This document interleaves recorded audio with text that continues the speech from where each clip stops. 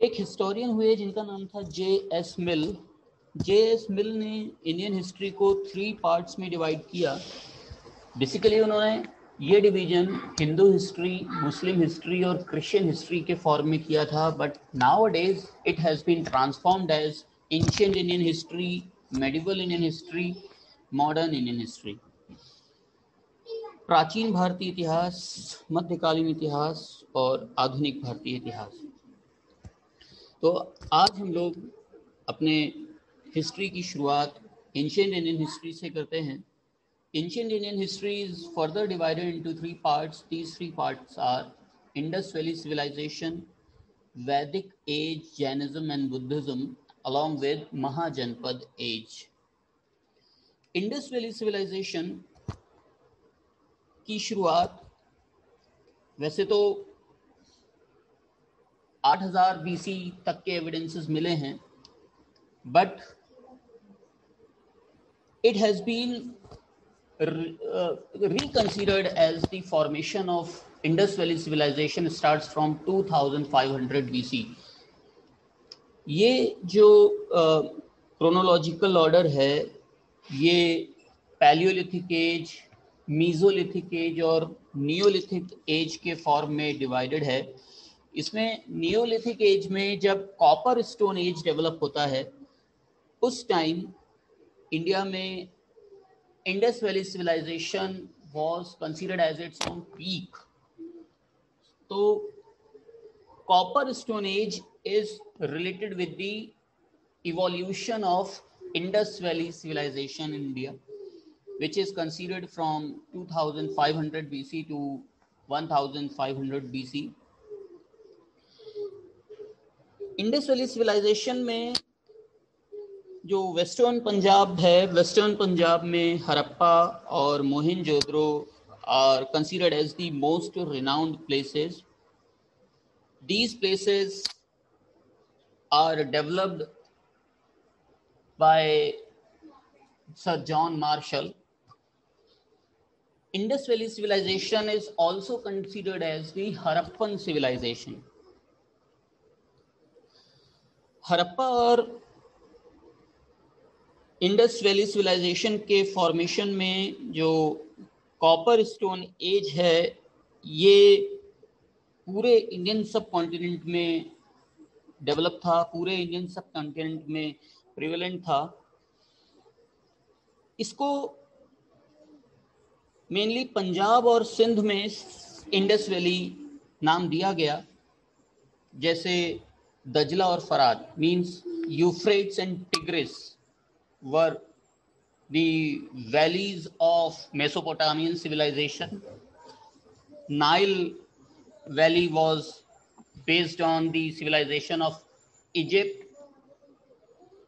That's why Indus Valley civilization was developed on the banks of river Indus. 1921 में archaeological survey of India के director sir John Marshall बने और उन्होंने राय बहादुर दयाराम साहनी के साथ मिल करके मोंटगोमरी जिले में रावी नदी के बैंक पर हड़प्पा को डिस्कवर किया। Harappa was the first site which was discovered. That's why it is the Indus Valley civilization is also considered as the Harappan civilization. It was named by Sir John Marshall as Indus Valley civilization. अब तक more than 350 sites have been available, and among these sites 200 sites are present in Gujarat itself. So it can be said that the most Indus Valley civilization sites are situated in Gujarat. Pre-partition time पर before 1947 it was a unified Indian Indus Valley civilization, but दो site ऐसे हैं, कोटला निहंग खान रोपड़ जो सतलुज नदी पर है, और रंगपुर जो मदार नदी पर है काठियावाड़ में, वो ऐसे साइट्स हैं जो बिफोर इंडिपेंडेंस डिस्कवर हुए थे और अभी भी इंडिया में हैं। इंडस वैली सिविलाइजेशन का जो क्रोनोलॉजिकल ऑर्डर है, मींस कब ये डेवलप हुआ, इसका जो काल निर्धारण है वो किस समय हुआ, ये अभी भी थोड़ा कंट्रोवर्शियल है। बट कुछ अलग अलग लोगों ने इसको अलग अलग अपने थियोरीज में डिवाइड किया। जैसे सर जॉन मार्शल कहते हैं it was developed from 3250 BC to 2750 BC, जबकि मॉर्टिमर व्हीलर का कहना है it was originated between 2500 BC to 1500 BC। तो अलग अलग लोगों ने अपने अलग अलग theories डेवलप की, and these theories were totally based upon radio carbon dating, जिसमें सबसे सही ऑथेंटिकेशन 2500 BC से 1500 BC ही माना जाता है। ये जो बिल्कुल लेटेस्ट डिस्कवरीज हैं, लेटेस्ट डिस्कवरीज में ये कहा जा सकता है कि ये सिविलाइजेशन 400 से 500 वर्षों तक विद्यमान रही थी। 2200 BC से 2000 BC तक ये अपने मैच्योर स्टेट में रही होगी। अब हम लोग इसके एक्सपेंशन की बात करते हैं। It has covered around 12,99,600 square kilometre area.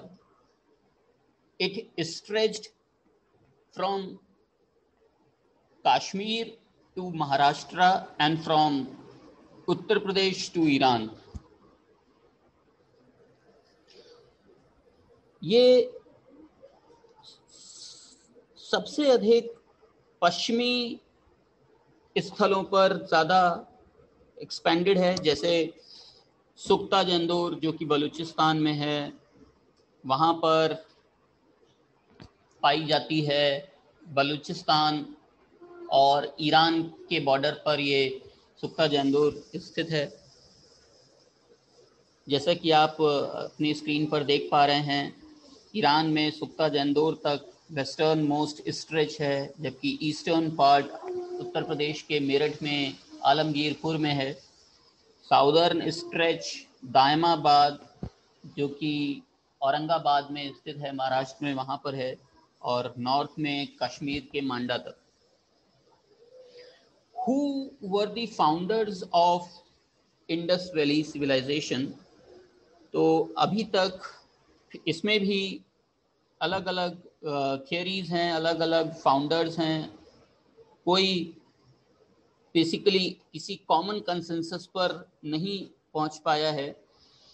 Mohenjodaro की बात करें तो अवेलेबल सोर्सेस से पता चलता है कि यहाँ पर एक मिक्स्ड स्पीशीज रहती होगी, जो कम से कम 4 सब स्पीशीज से मिलकर के बनी होंगी, जो प्रोटो ऑस्ट्रेलॉइड, मेडिटेरेनियन, अल्पाइन और मंगोलॉइड का मिश्रण होंगी। आमतौर पर ये कहा जा सकता है कि मोहनजोदड़ो से जो एविडेंसेस मिले हैं उनमें मेडिटेरेनियन स्पीशीज प्रेवलेंट हैं, लेकिन इनमें भी अलग अलग लोगों ने अपने अलग अलग थियरीज दी हैं। जैसे डॉक्टर लक्ष्मण स्वरूप और रामचंद्र के अनुसार सिंधु सभ्यता के जो ओरिजिनेटर्स थे, जो फाउंडर्स थे, वो आर्य थे। गॉर्डन चाइल्ड ने सुमेरियन ओरिजिन बताया, राखाल दास बनर्जी ने द्रविडियन ओरिजिन बताया, जबकि मार्टिमर व्हीलर ने इसे डेकॉइट एंड स्लेव्स ओरिजिन बताया। तो अलग अलग लोगों ने अपने अलग अलग तर्क दिए हैं, लेकिन most of the philosophers, most of the historians are based upon the concept of Dravidian origin of Indus Valley civilization.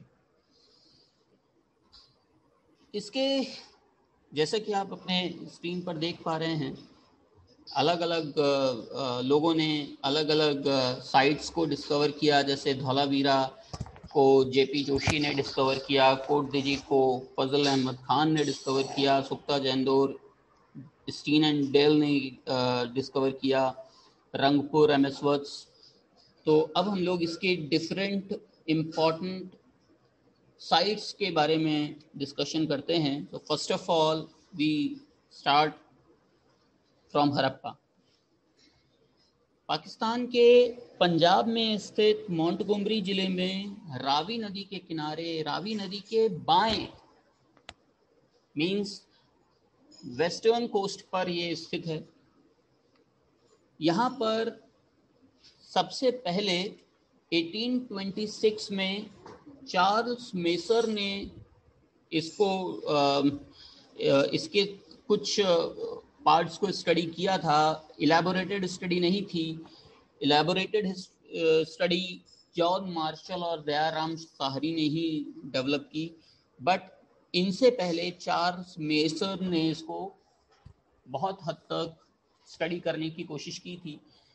वैसे सारा क्रेडिट जॉन मार्शल को ही दिया जाता है, लेकिन जब एएसआई के आर्कियोलॉजिकल सर्वे ऑफ इंडिया के हेड बनाए गए थे अलेक्जेंडर कनिंघम, तो उन्होंने भी 1853 में जब इंडिया में रेलवे लाइन बिछाई जा रही थी, तो जब लाहौर में पंजाब में रेलवे लाइन बिछाने का काम चल रहा था, तब उस टाइम खुदाई हुई और खुदाई में उस टाइम वहाँ लाहौर के आसपास कुछ पुराने एविडेंसेस, पुराने एंशिएंट एविडेंसेस देखे गए। तो कनिंघम ने इसको रिपोर्ट किया सबसे पहली बार, और फिर बाद में 1921 में सर जॉन मार्शल ने इसको सिस्टमैटिकली डिस्कवर किया। हड़प्पा से दो टीले, जो पूर्वी नगर में जो टीला है और पश्चिमी नगर में टीला है, इनको दो टीलों में डिवाइड किया है। पूर्वी टीले को फोर्ट या फिर सिटाडेल कहा गया, और पश्चिमी टीले को नगर या फिर सिटी या फिर लोअर सिटी, नीचे नगर कहा गया। यहाँ पर आवास क्षेत्र जो है, जो रहने वाली जगह हैं, वो दक्षिण में आवास क्षेत्र के दक्षिण में बनाई गई हैं। ऐसी जगहें जहाँ पर लोगों को दफनाया जा सके, जैसे आजकल कब्रिस्तान कहा जाता है, ऐसे लगभग 37 बरियल साइट्स हड़प्पा से मिले हैं। इन्हें R37 नाम दिया गया है। हड़प्पा के किले के बाहर कुछ ऐसे भवन हैं जिनकी पहचान कर्मचारियों के रहने और उनके जो मेन फंक्शन था, जो उनका मेन काम था कार्विंग का, वो करने के एविडेंसेस मिले हैं। 275 स्क्वायर मीटर में एक ग्रैनरी भी मिली है हड़प्पा से। यहाँ पर महत्वपूर्ण अवशेष एक बर्तन में बंद मछुआरे का चित्र, शंख का बना बैल, और एक ऐसा पेंटिंग मिली है जिसमें स्त्री के गर्भ से निकला हुआ पौधा, यानी कि जिसे गॉडेस ऑफ फर्टिलिटी माना जाता है। पीतल का बना इक्का, ईंटों के बने सर्कुलर चबूतरे और गेहूं और जौ के दानों के अवशेष हड़प्पा से मिले हैं, जो कि एक बहुत ही बड़ा अचीवमेंट है। अब हम लोग बात करते हैं मोहनजोदड़ो की। मोहनजोदड़ो, जिसे माउंट्स ऑफ डेड कहा जाता है, मृतकों का टीला कहा जाता है, ये सिंधु के लरकाना जिले में सिंधु नदी पर स्थित है। इसकी खोज राखाल दास बनर्जी और सर जॉन मार्शल ने 1922 में की थी। ये अब तक का सबसे बड़ा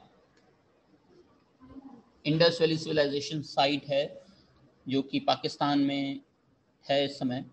यहाँ पर एक बहुत ही बड़ा स्नानागार, ग्रेट बाथ मिला है। इसके अलावा ग्रेट ग्रैनरी मिली है मोहनजोदड़ो में। मोहनजोदड़ो में नगर आयोजन के अंतर्गत उत्तर और दक्षिण और पूर्व और पश्चिम की ओर जाने वाली पैरेलल रोड्स का जाल बिछा हुआ था, जिन्होंने नगर को लगभग सेम आकार वाले खंडों में विभाजित कर रखा था। मोहनजोदड़ो की शासन व्यवस्था राजतंत्रात्मक न होकर के जनतंत्रात्मक थी। Means it was not autocratic but it was democratic. यहाँ के जो मेन हम लोगों को मिलते हैं एविडेंसेस, वो हैं एक तो कॉलेज का, स्कूल का एक भवन मिला है, कांच ब्रॉन्ज की एक डांसिंग गर्ल मिली है। इसके अलावा यहाँ पर सीपी की बनी हुई पटरी और अंतिम स्थल पर बिखरे हुए एवं कुएं से प्राप्त स्केलेटन मिले हैं। घोड़े के दांत और गीली मिट्टी पर कपड़े के साक्ष्य मिले हैं। तो इस तरीके से मोहनजोदड़ो एक बहुत ही इम्पॉर्टेंट साइट है इंडस वैली सिविलाइजेशन की। चन्हू-दरो is also situated in Pakistan. It was discovered by M.G. Majumdar in 1931. यहाँ मजूमदार के अलावा मैके भी इसके लिए एक बहुत ही इम्पोर्टेंट रोल प्ले करते हैं। यहाँ बहुत ही अच्छे कुशल कारीगर रहे होंगे, जिन्होंने मनके, सीप, बीड्स जो होते हैं बीड्स और बोन्स से मुद्रा बनाने का काम कर रखा था। यहाँ पर बहुत ही ज़्यादा ऑर्नामेंटेड एलिफेंट्स, टॉयज और कुत्ते बिल्ली का पीछा करते हुए जैसे फुटप्रिंट्स मिले हैं। इसके अलावा यहाँ पर लिपस्टिक और अलग कॉस्मेटिक आइटम्स को भी यहाँ पर ढूंढा गया है। यहाँ ये एकमात्र ऐसा स्थल है चन्हू-दरो जहाँ पर सर्कुलर ईंटें मिली हैं, सर्कुलर ब्रिक्स, और ये एकमात्र ऐसा इंडस वैली सिविलाइजेशन साइट है जहाँ पर किसी भी किले का, किसी भी फोर्ट का कोई एग्जिस्टेंस नहीं मिलता है। लोथल भोगावा रिवर के बैंक पर अहमदाबाद के पास गुजरात में स्थित एक पोर्ट एरिया माना जाता है। इसकी खोज एस.आर. राव ने की 1955 में। अब पोर्ट एरिया था तो जो ट्रेडिंग होती थी इंडस वैली सिविलाइजेशन की लोगों की दूसरे सिविलाइजेशंस के लोगों के साथ, वो यहीं से हुआ करती होगी, क्योंकि यहाँ पर पर्शियन करेंसी, पर्शियन सील और पर्शियन मुद्राएं प्राप्त हुई हैं। पक्के रंग में रंगे हुए कुछ पॉट्स भी मिले हैं यहाँ पर। लोथल में गढ़ी और नगर दोनों तरह के फोर्ट बने हुए थे। यहाँ पर पोर्ट के अलावा राइस और बाजरे का साक्ष्य भी मिला है। पर्शियन करेंसी मिली है, पर्शियन सील, घोड़े की एक मूर्ति मिली है छोटी सी। यहाँ की सर्वाधिक प्रसिद्ध चीज बंदरगाह के अलावा पॉटरी, इक्विपमेंट्स, टूल्स, सील्स और वेट एंड मेजरमेंट से रिलेटेड स्टोन इक्विपमेंट्स हैं।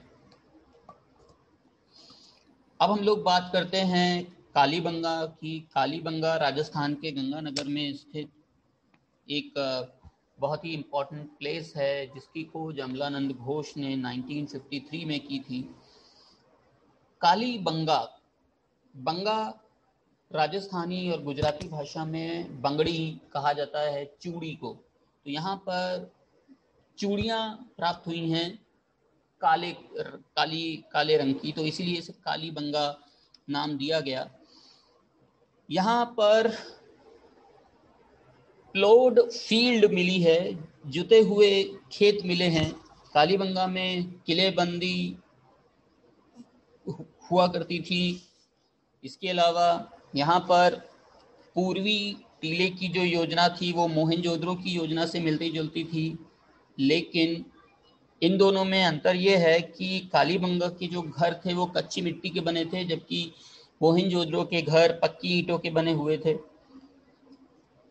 कालीबंगा में कोई डोमेस्टिक या अर्बन वाटर ड्रेनेज सिस्टम भी नहीं देखा गया है। यहाँ पर जो मोहरें मिली हैं, जो सील मिली हैं, उनमें हड़प्पा कालीन लैंग्वेज एनक्रिप्शन देखा गया है। यहाँ से सिलिंड्रिकल सील्स को प्राप्त किया गया। इसके अलावा एक प्लो मिला है, जो ये दिखाता है कि यहाँ पर जो ज़मीन की खेती की जाती होगी वो हल के थ्रू की जाती होगी। ईंटों से निर्मित यहाँ पर एक चबूतरे भी मिले हैं। इसके अलावा फायर ऑल्टर भी मिला है, ग्रैनरी भी मिली है, डिजाइन्ड ब्रिक्स मिली हैं और कच्ची ईंटों से बने हुए घर मिले हैं। जो शवों का अंतिम संस्कार किया जाता होगा वो बेसिकली समाधि बना करके या बरियल फॉर्म में ही किया जाता रहा होगा। उस टाइम का जो हमारे यहाँ सिस्टम था वो बेसिकली मैट्रियार्कल सोसाइटी हुआ करती थी और burial was the main cremation system at that time.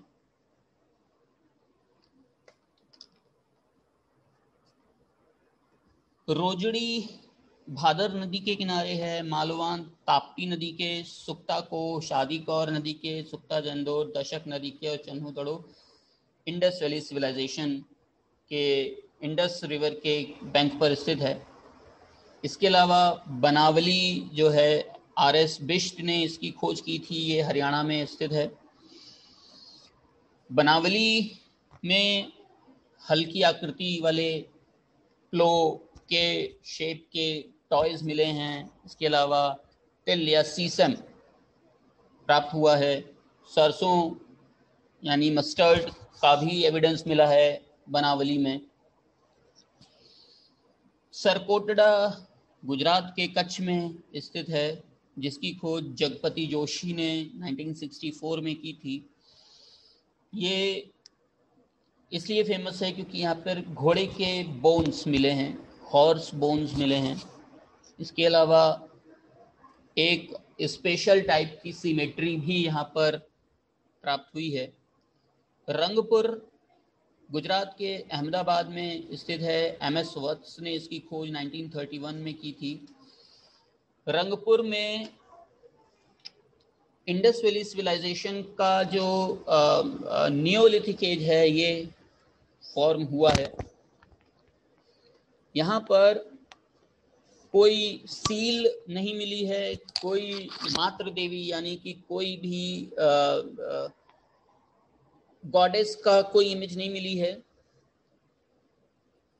Coat दिजी सिंध में पाकिस्तान में खैरपुर नामक एक जगह है, यहाँ पर स्थित है कोट दिजी, जिसको धुर्वे ने 1935 में डिस्कवर किया और फजल अहमद खान ने इसको सिस्टमैटिकली 1955 में डेवलप किया। यहाँ पर जो पैलियोलिथिक इंडस वैली सिविलाइजेशन थी उसको बेसिकली फॉर्म किया गया, डेवलप किया गया। Dholavira was earlier known as the largest site of Indus Valley civilization in India before the excavation of Rakhigarhi. Dholavira Kutch जिले में गुजरात में स्थित है। जो जिसकी खोज RS विष्ट ने की थी। यहाँ हड़प्पा का चौथा सबसे बड़ा नगर माना जाता है। Before Dholavira, there are 3 other important largest sites are Mohenjo-daro, Harappa and Rakhigarhi. Dholavira में अभी कुछ ही समय पहले खुदाई से एक बहुत बड़ा ग्रेनरी और एक इंडस वैली सिविलाइजेशन के समय का नगर मिला है। इसको 2 पार्ट में डिवाइड किया गया था, पहला सिटाडेल और दूसरा सिटी। सिटाडेल जिसे ऊंचा नगर कहा जाता है और सिटी जो निचला नगर माना जाता था। ऊंचे नगर में किलेबंदी हुआ करती थी, जो शहर के जो बहुत ही इलीट फैमिलीज होती थी, जैसे सेनापति और प्रीस्ट, ये सब वहीं रहा करते थे, जबकि निचले नगर में जो काम करने वाले लोग होते थे वो रहा करते थे। RS विष्ट ने धौलावीरा की पॉपुलेशन लगभग 20,000 कैलकुलेट की है।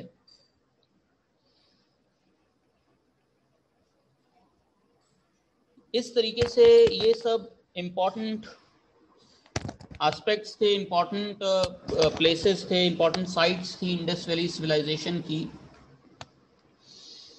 पैलियोलिथिक एज, मीजोलिथिक एज और नियोलिथिक एज को इन 3 टाइप से डिवाइड किया गया। इंडस वैली सिविलाइजेशन में जो मेन इम्पोर्टेड गुड्स थे वो अलग अलग जगहों से इस तरीके से मंगवाए जाते थे।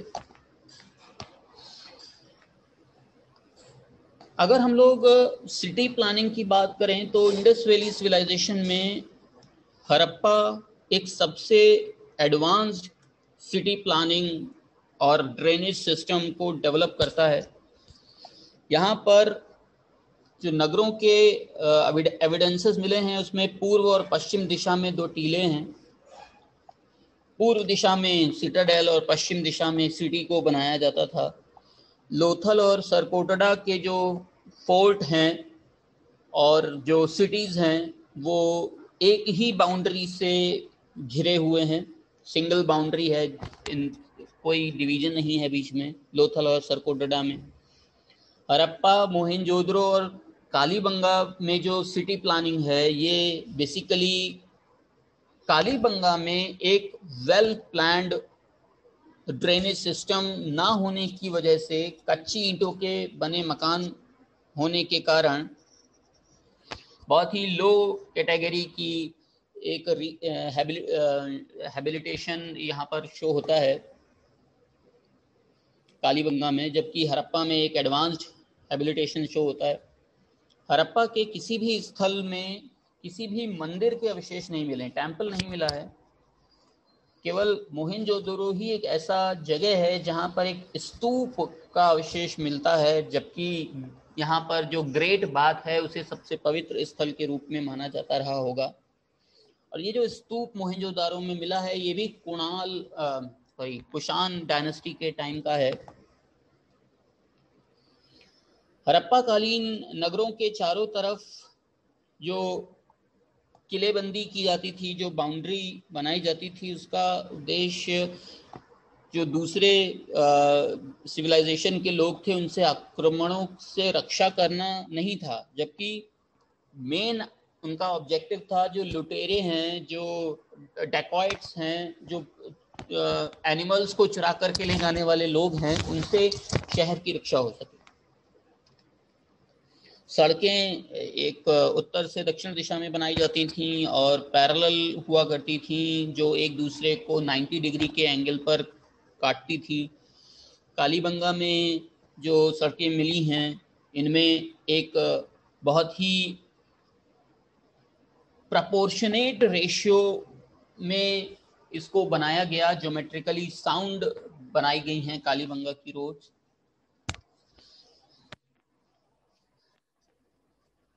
इसे ऑक्सफोर्ड सर्कस नाम दिया गया है जो कालीबंगा में सड़कें मिली हैं।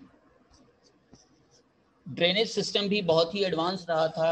सड़क घर के किनारे प्रॉपर ड्रेनेज सिस्टम हुआ करता था ताकि एक जल निकासी अच्छी हो सके, और ये पूरा ड्रेनेज सिस्टम कवर्ड होता था। मे भी हो सकता है उस समय भी लोग बहुत ही ज़्यादा हाइजीनिक रहे हों।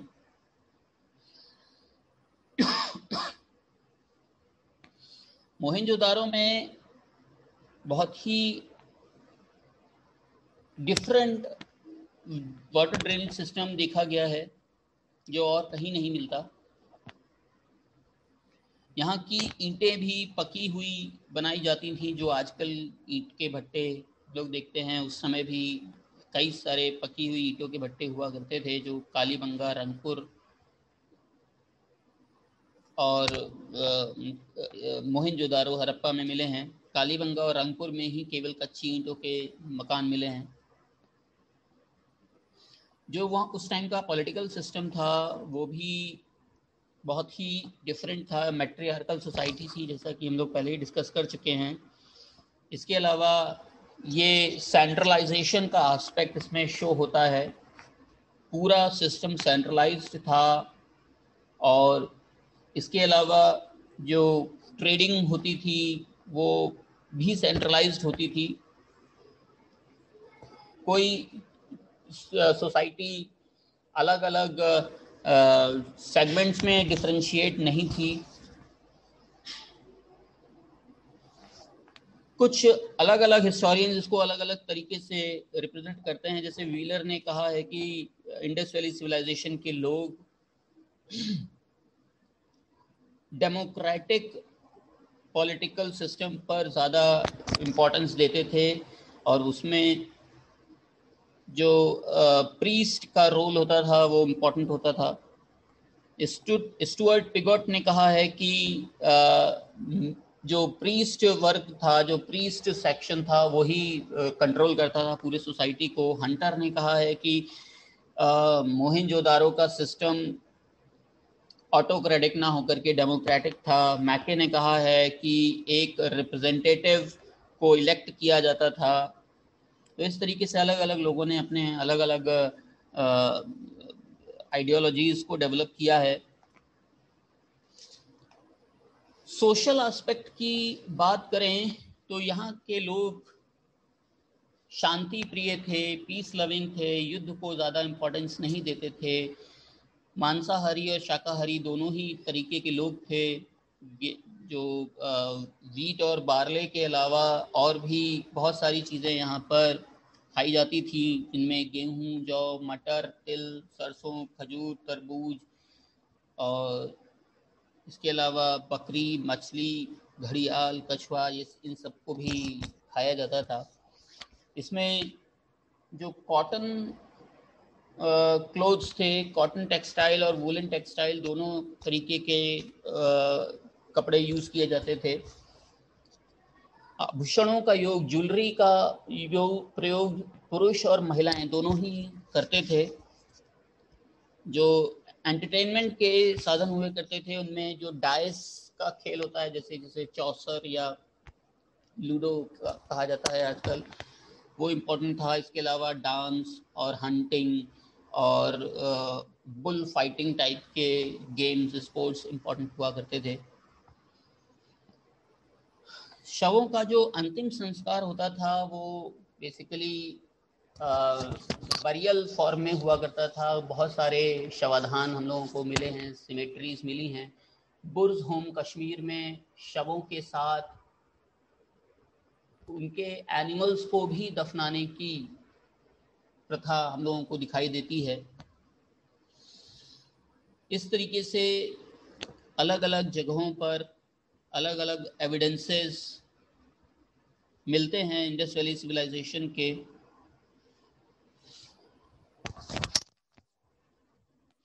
इनका जो इकोनॉमिक ट्रेडिंग थी वो दूसरे सिविलाइजेशंस के साथ ज़्यादा हुआ करती थी। इंडस वैली सिविलाइजेशन के लोग जब मानसून ख़त्म हो जाता था उस टाइम नवंबर के टाइम पर बाढ़ वाले इलाकों में जहाँ पर पानी उतर गया है वहाँ पर बीज बोते थे और अप्रैल में गेहूं और जौ की फसल काट लिया करते थे। इसके अलावा कोई फावड़ा या कोई हल टाइप का नहीं मिला है। कालीबंगा में हड़प्पा पूर्व में हल की एक इमेज दिखाई दी है, जबकि हड़प्पा में राजस्थान के खेतों में जुते हुए हल मिले हैं कालीबंगा में।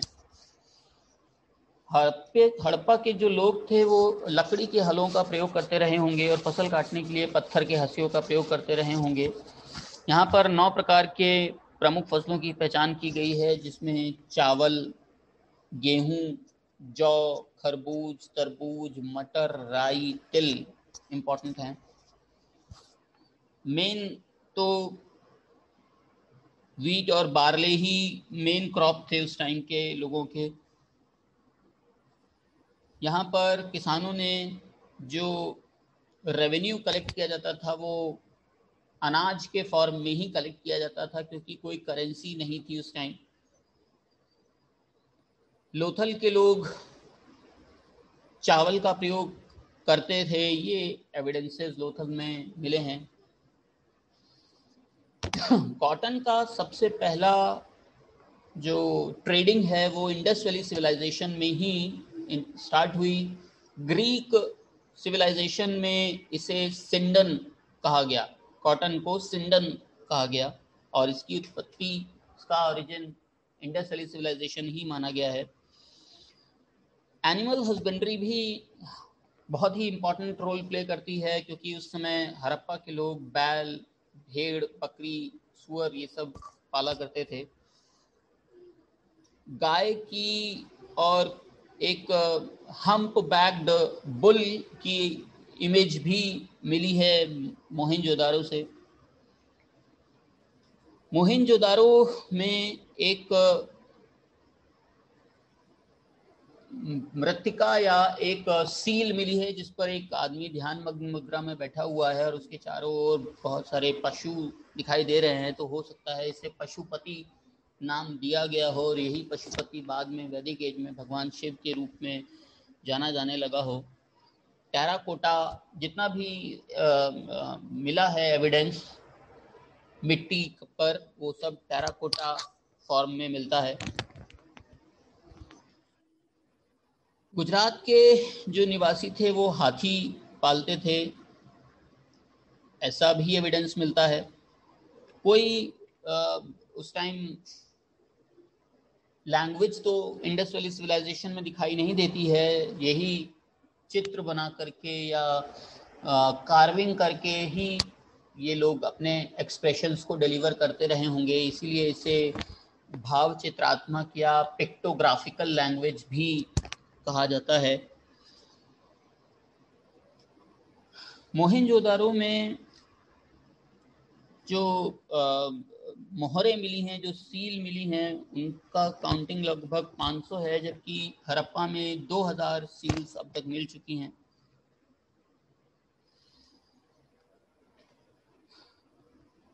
इंडस वैली सिविलाइजेशन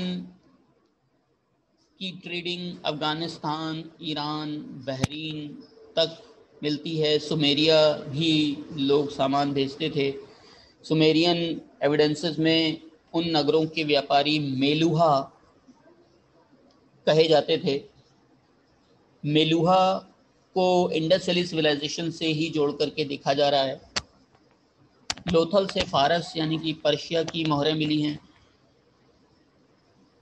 तो हो सकता है कि आराम से ट्रेडिंग की जाती रही हो पर्शिया और इंडिया के बीच में। हड़प्पा सिविलाइजेशन में R37 cemetery H, hump, bull, unicorn, seal, granary outside the fort, और ये वैनिटी बॉक्स मिले हैं। जबकि मोहनजोदारो में largest Indus valley civilisation site मिली है, bronze statue of dancing girl, great granary, great bath, great और सैंड सील मिली है। कालीबंगन में black bangle, 7 series of fire altars, pictographic scripts of boustrophedon style, copper ox, wooden plough and ploughed field, camel bones मिली हैं। Rakhigarhi is the largest Indus valley civilisation site of India. Maximum Indus valley civilisation sites are situated in Gujarat. Banawali में toy plough मिला है। Largest number of barley grains मिले हैं। Lothal, as we have already discussed, सरकोटड़ा stone covered grave, horse bone, Chanhudaro, bead factory, evidence of lipstick, evidence of cart with seated driver, only city without citadel, as we have already discussed, Ropar, human burial along with dog burial, Rangpur, oldest evidence of rice, Dholavira, only site which was divided in three parts, giant water reservoir, dams and embankment. The recent discovery in Haryana has elaborated that civilization died with dwindling monsoon in 7000 BC, along with changed cropping pattern, which led to migration. तो इसके जो decline के कोई भी कारण हों, जैसे इसमें भी अलग अलग लोगों ने अपने अलग अलग एविडेंसेस दिए हैं, गॉर्डन चाइल्ड और व्हीलर और इसके अलावा जॉन मार्शल, मैके और एसआर राव, इन सब ने एक्सटर्नल अटैक और बाढ़ को मेन रीजन माना है। ऑरेल स्टाइन और एएन घोष ने क्लाइमेट चेंज को माना है। एमआर साहनी ने जियोमेट्रिक चेंजेस को इसका रीजन माना है। जॉन मार्शल ने एडमिनिस्ट्रेटिव लेथार्जी को इसका कारण माना है। KUR कैनेडी ने नेचुरल कैलेमिटीज को मेन एस्पेक्ट माना है। तो अलग अलग हिस्टोरियंस ने इसके डिक्लाइन के अलग अलग रीजन दिए हैं। तो आज हम लोगों ने बात की इंडस वैली सिविलाइजेशन के और इसके डिफरेंट साइट्स के बारे में। आपको ये वीडियो कैसा लगा ज़रूर कमेंट बॉक्स में टाइप कीजिएगा। आज इतना ही, थैंक यू।